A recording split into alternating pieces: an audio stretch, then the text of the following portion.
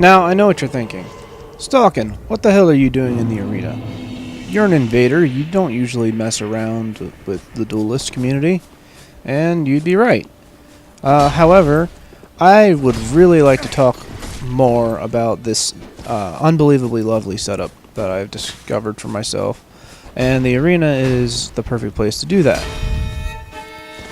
Now, like I said, I love the Ultra Greatsword and Hand Axe. I think it is actually really, really good, and is as good as any other setup in the game. Straight sword, curved sword, I don't care what you're using. If you learn how to play with this, it's just as good. I absolutely 100% believe that, and not that I'm like the greatest player in the world or even a particularly good duelist. I kind of set out in order to prove my point here. But yeah, I'm going to be going into like my play style and like what tactics I use in both a duel setting or an invasion. So let's begin. The first thing I'd like to talk about is engaging from neutral. And there are three main ways that I go about this. The first I'm going to talk to you about is standing R2s from neutral. The R2s have considerably longer range and poise than the standing R1s.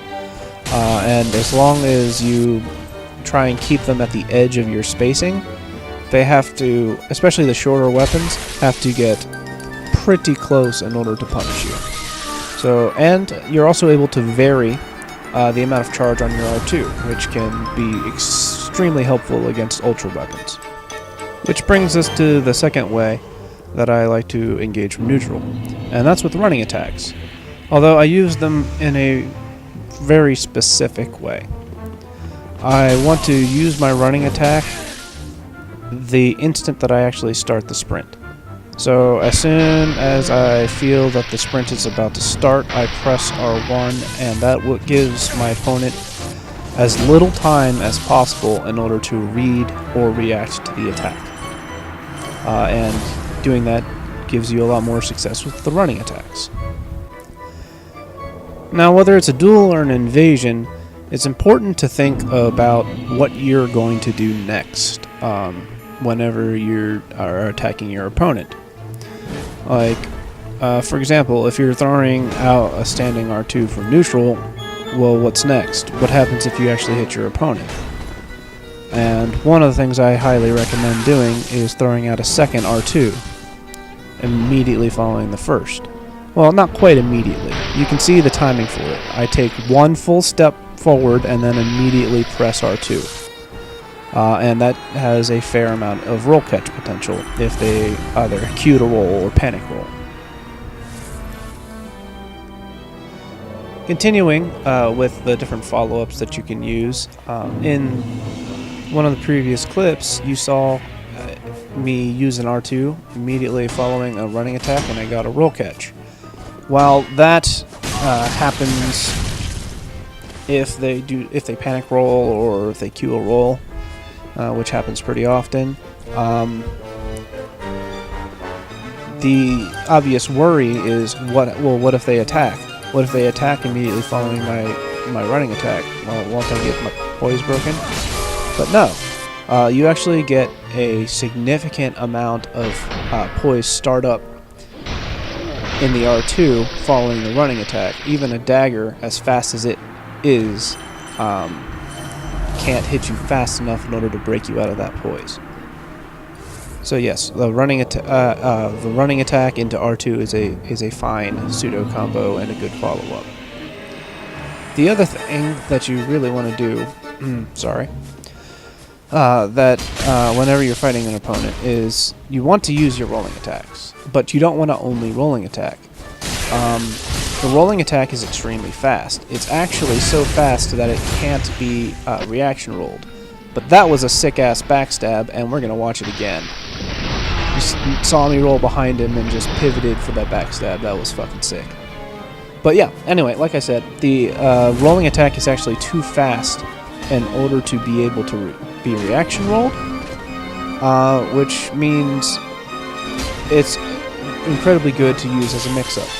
Here I've done the rolling attack twice, which means now, whenever I roll into him, he knows to expect the rolling attack, but the standing R1 is able to roll catch him. And you'll get that roll catch pretty reliably if you get a good read on your opponent. Now it's also worth noting that the Stomp weapon art is a direct counter to the Freed Scythe and the Ring Knight paired greatswords. Just reaction, stomp, and launch. But I suppose it is important to mention that there are a couple of weaknesses within the build. The first one is the running attack. If you're too close to an opponent when you start your running attack, they're able to do just what this guy did, literally just walk around you, with or without a shield, and backstab you. So keeping spacing in mind whenever you're doing a running attack is important, and you want to make sure they're as close to the edge of your range for your running attack as possible when starting it up. Now, the other weakness that this build has is reaction parries. Because one-handed, if you are up against a proficient opponent, they can reaction parry an Ultra Greatsword. This is exactly why the hand axe, or whatever other weapon you're using in the offhand, is so important, and that you use it in a somewhat unpredictable manner. Because if they don't know whether to expect the hand axe or the Ultra Greatsword, they're far less likely to try to reaction parry it. But now, it's time to go ahead and show you guys what you probably expected when you came in to watch something like this, and that's invasions. How does this all pull together in an invasion in order to help you win? Right off the bat, we can see the effectiveness of using standing R2s in order to outspace my opponent. I really don't think that white Phantom meant to use Rapport. I think he meant to use like a Chaos Red Vestige or something. And even the Gold Phantom, his spacing with his R2s was pretty good, which we saw in direct contrast to the other Red Phantom who just went in for standard R1s with his Profane Ultra. But yeah, the importance of poise demonstrated right there with that Gold Phantom. I recommend about 40 poise. 40 poise will let you poise through a straight sword R1 into your rolling attack, which makes it a hefty threat. As well as making sure that you can withstand like one-handed R1s from an Ultra Greatsword yourself. So, yeah. Alright, so for this next invasion, as I'm running up the stairs, I do notice that all the stuff is alive, all the enemies are alive, so I know that he's in the bonfire room someplace. I always slow my roll a little bit and eat my moss there, just in case they were charging up a fully charged R2. It throws them off a little bit. But get a nice little cheeky backstab on an AFK host. He's immediately back to his PS4, so we actually have a fight on our hands. And I'm more than willing to just let him heal here. I want a good fight out of this guy, so him healing doesn't bother me any. Yeah, even though my running attacks are bad, my rolling attacks aren't connecting or anything like that, I'm more or less just trying to figure out this guy's playstyle, throw out some baits, prepare for some setups later on. But this guy summons a blue in, which makes this infinitely more interesting. He goes for the fully charged R2. I roll and just barely get clipped by that little bit of like pushing. Like, I'm not really sure. It's not damage, but like still interrupts your poise. I don't know. Anyway, I managed to just get clipped by that, but skirt around for a backstab. Didn't quite get the R2 up enough in order to get that, which is a shame, but I do predict the fully charged R2 there. Get a nice little stomp on him. And kind of back up a little bit more. Get a nice little roll catch there. And decide that it's time to back off after I neglect my stamina management there. See another blue, and take a hefty chunk of damage from the Oni Slayer and that Zweihander that other blue phantoms had carrying. And I said, yeah, it's time to go into the level a little bit, get some backup from the enemies. I'm not all about this 3v1 in a tiny room with no backup, so I back up a little bit and kind of fighting them as we move in. Back up a little bit, just so I can get that Green Blossom in. But Lightning Arrow is something to be wary of, even if it's not doing massive amounts of damage. That little bit of chip and that stun lock can be a real issue. Some nice running attacks and a rolling attack on the Blue Phantom that go in for the finish. Don't quite get the heal punish roll catch there. I think there's just a little bit more latency than I was anticipating as I went for that roll catch. That's okay. Ring Knight is backing me up, and I'm looking for a good opportunity to engage. Get a nice roll catch here. Unfortunately, just out of my range for the second R1, otherwise he might have died right there. But yeah, I managed to luckily avoid a backstab there by pressing R1 somehow. I avoided that backstab. But yeah, just retreat a little farther into the level now that the Ring Knight is dead. I managed to read his running attack and get 2 R1s. I went for the third just in order to give myself some space in order to get that heal that I wanted. Misspaced the R2, but that's okay. I managed to triple bolt the first R1, decide to prioritize this Zweihander.